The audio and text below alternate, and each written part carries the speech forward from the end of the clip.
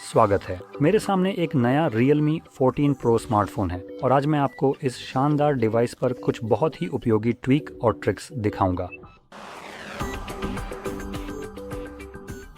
तो शुरू करने के लिए आपको सेटिंग्स खोलनी होगी जो मैंने पहले से ही खोल रखी है और यहाँ से हम वॉलपेपर और स्टाइल में नेविगेट करके शुरू करेंगे, जहाँ हमारे पास वॉलपेपर और स्टाइल बदलने के लिए कई विकल्प हैं।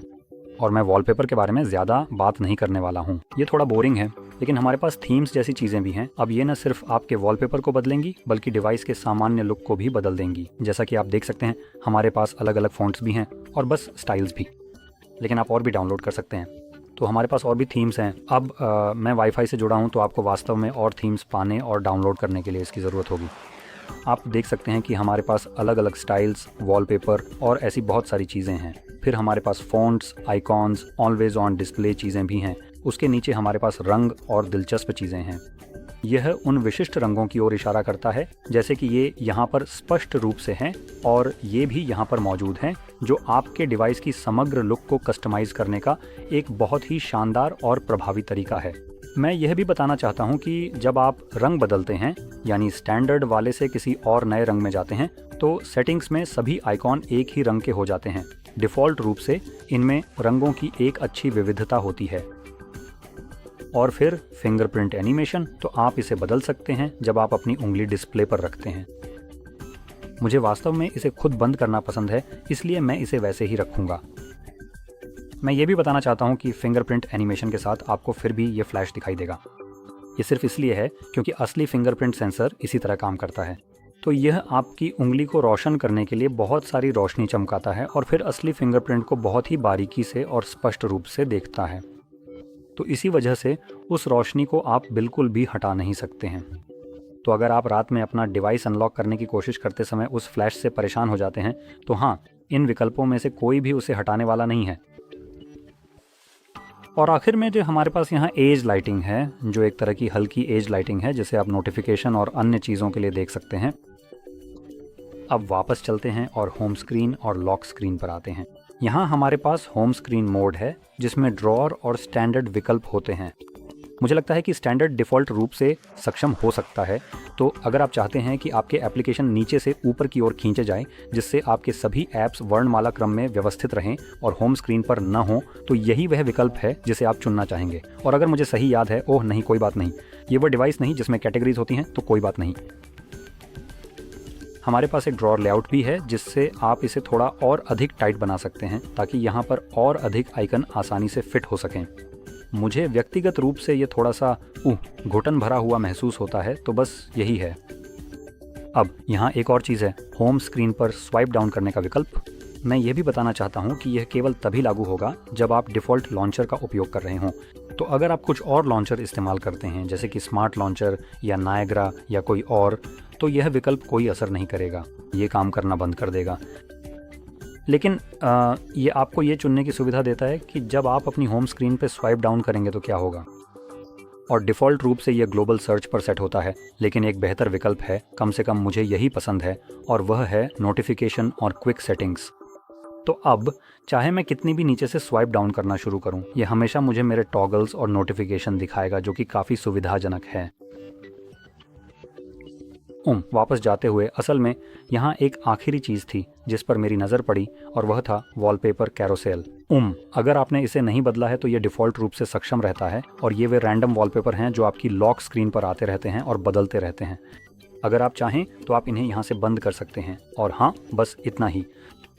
अब आगे बढ़ते हुए डिस्प्ले और ब्राइटनेस में यहाँ हमारे पास लाइट और डार्क मोड है, और आप इनमें से किसी एक विकल्प को चुनकर इसे हमेशा के लिए चालू कर सकते हैं या फिर इसे शेड्यूल पर सेट कर सकते हैं। यह विकल्प बेहतर रहेगा क्योंकि यह डिवाइस को अपने आप लाइट मोड से डार्क मोड में स्विच करने देता है जब बाहर अंधेरा होने लगे। जैसे कि आप जानते हैं जब सूरज डूब जाता है और ऐसी चीज़ें होती हैं, तो आपका डिवाइस अपने आप स्वैप कर लेगा।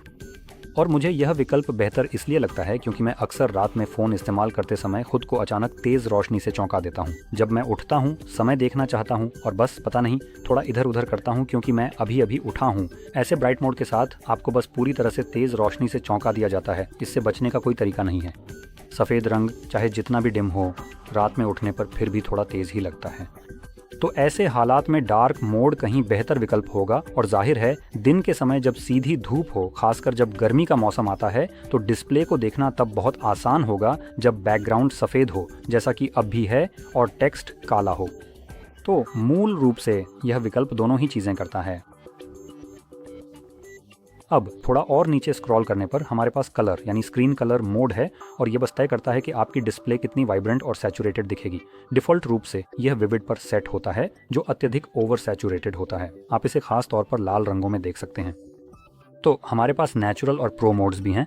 अब प्रो मोड्स के तहत हमारे पास सिनेमैटिक है, जो डिस्प्ले P3 मोड का उपयोग करता है, और फिर ब्रिलियंट। अब यह वाला माना जाता है कि यह कलर P3 गैमेट के अनुसार कैलिब्रेटेड होना चाहिए, लेकिन पूरी ईमानदारी से कहूँ तो ऐसा दिखता नहीं है। लाल रंग अब भी इतना चमकीला है कि उसमें मुझे कोई डिटेल नज़र नहीं आती।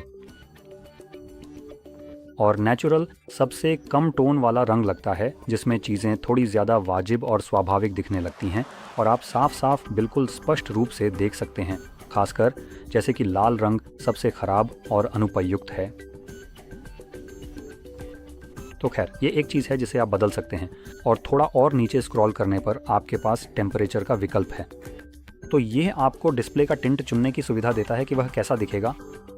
हमारे पास प्रीसेट्स हैं, जैसे वार्म और कोल्ड, जो कि कुछ हद तक लालिमा और नीले रंग के टोन जैसे होते हैं। जैसा कि आप साफ तौर पर देख सकते हैं, जब मैं इनमें से किसी एक को चुनता हूं तो वह हाईलाइट हो जाता है, या आप इस स्लाइडर को बहुत आसानी से इधर उधर भी कर सकते हैं। अब यहाँ पर आमतौर पर बस एक बहुत ही हल्का सा फ़र्क ही स्पष्ट रूप से नज़र आता है। यह पूरी तरह से सीधा है। जो भी रंग आप चुनते हैं वह साफ तौर पर और बिल्कुल स्पष्ट रूप से दिखाई देता है। खैर, आगे बढ़ते हैं। हमारे पास एडेप्टिव टोन है, जिससे स्क्रीन का कलर टेम्परेचर अपने आप परिवेश की रोशनी के अनुसार एडजस्ट हो जाता है। यानी जो लोग नहीं जानते उनके लिए समझाऊं, अगर आप इसे ऑन करते हैं तो डिस्प्ले आपके आसपास के माहौल के हिसाब से अपना लुक मैच कर लेगा। उदाहरण के लिए, अब कैमरे पर मैं आमतौर पर, मेरा मतलब है, मैं फ़र्क साफ तौर पर और स्पष्ट रूप से देख सकता हूं, लेकिन मुझे लगता है कि अभी कैमरे के लिए यह ज़्यादा सटीक और कहीं अधिक उपयुक्त तथा उचित है। अब मैं ये इसलिए बता रहा हूं क्योंकि जब इसे ऑन किया जाता है तो ये डिस्प्ले की टिंट को मेरे लिए साफ तौर पर बदल देता है, और अब इसका टोन काफ़ी हद तक पीला सा हो गया है, जो कि कैमरा पूरी तरह से कैप्चर नहीं कर पा रहा है। तो आपको यह सामान्य लग सकता है, एंड मुझे उतना नहीं। लेकिन ये जो कर रहा है वह ये है कि ये यहाँ लगे कैमरे का इस्तेमाल करके पर्यावरण की रोशनी को देख रहा है।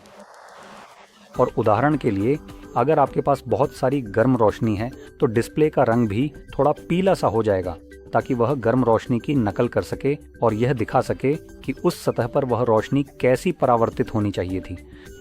तो आम तौर पर, उदाहरण के लिए, जब बात आती है किसी चीज़ की, जैसे कि एक मेज़ की, अगर वहाँ गर्म रोशनी है तो वह रोशनी मेज़ पर पड़ेगी और उससे परावर्तित होगी।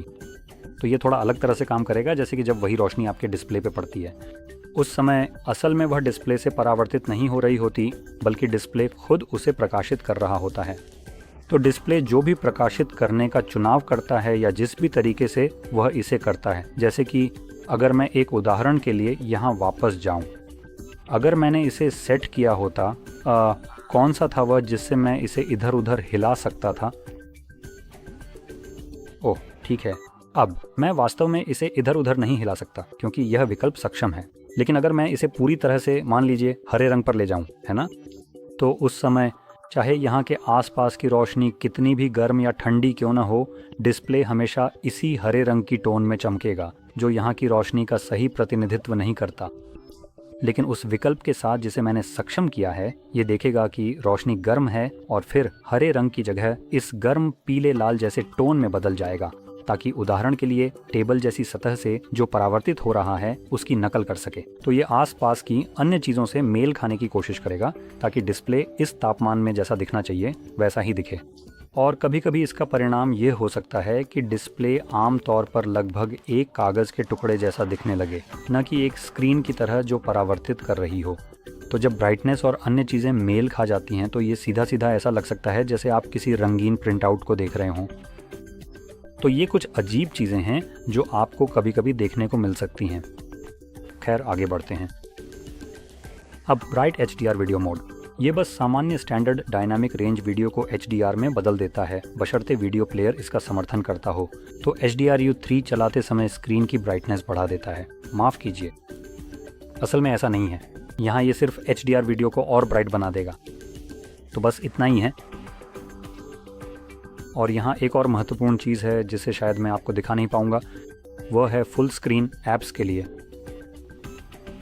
तो वो एक फुल स्क्रीन डिस्प्ले है और हाँ, यहाँ कोई भी ऐप्स दिखाई नहीं दे रही हैं। लेकिन ये क्या करेगा कि अगर आपने कभी कोई भी एप्लीकेशन खोली, जैसे कि कोई वीडियो प्लेयर, और आप उस पर कोई मूवी देख रहे थे और आपने उसे लैंडस्केप मोड में डाल दिया, और वहाँ से ये आपको एक बहुत ही सहज अनुभव प्रदान करेगा।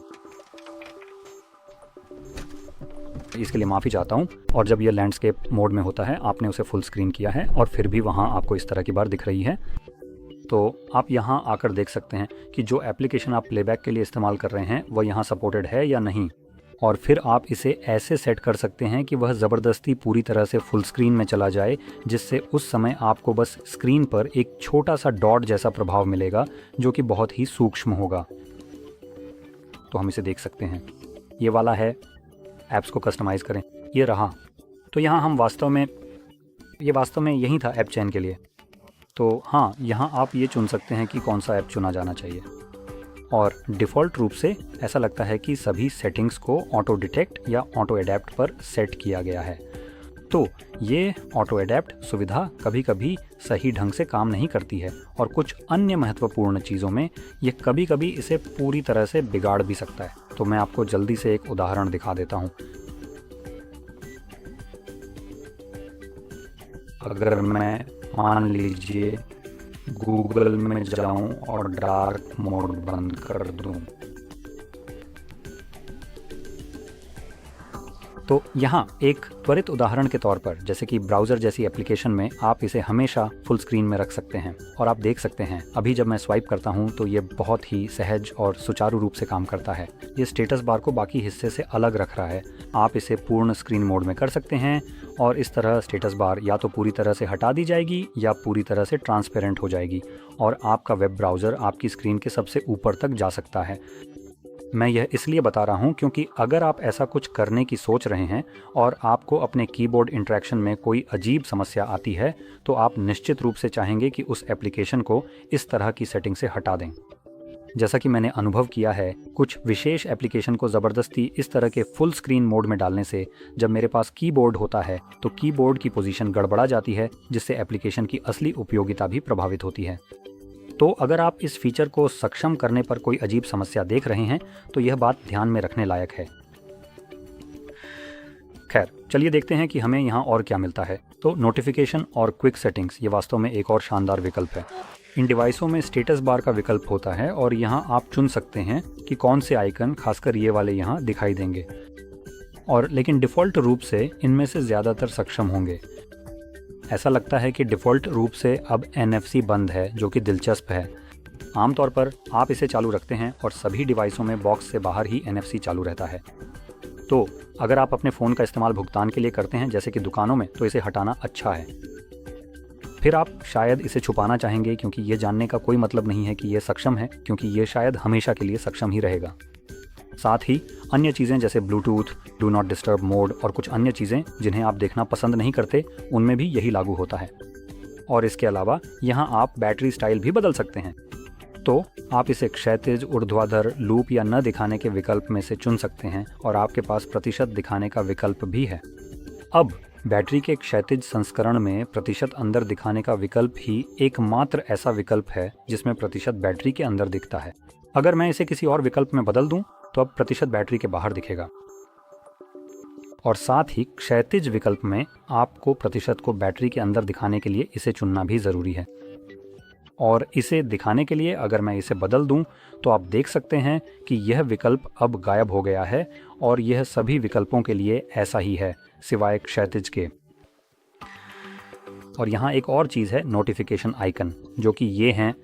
तो मेरे पास अभी गूगल और प्ले स्टोर हैं, और आप इन्हें हमेशा दिखा सकते हैं, या फिर इन्हें एक ही संख्या में समेट सकते हैं, या बिल्कुल भी ना दिखाएं। अब संख्या के साथ आप वास्तव में देख सकते हैं कि हमारे पास 2 से अधिक नोटिफिकेशन हैं, क्योंकि अभी ये केवल ये 2 दिखा रहा है। संख्या के साथ ये मुझे और भी ज़्यादा दिखा रहा है, 4, तो ये भी एक और चीज़ है। तो मूल रूप से यही वे चीज़ें थीं जो मैं आपको दिखाना चाहता था। अगर आपको ये बहुत मददगार लगा हो तो लाइक करें, सब्सक्राइब करें और देखने के लिए धन्यवाद।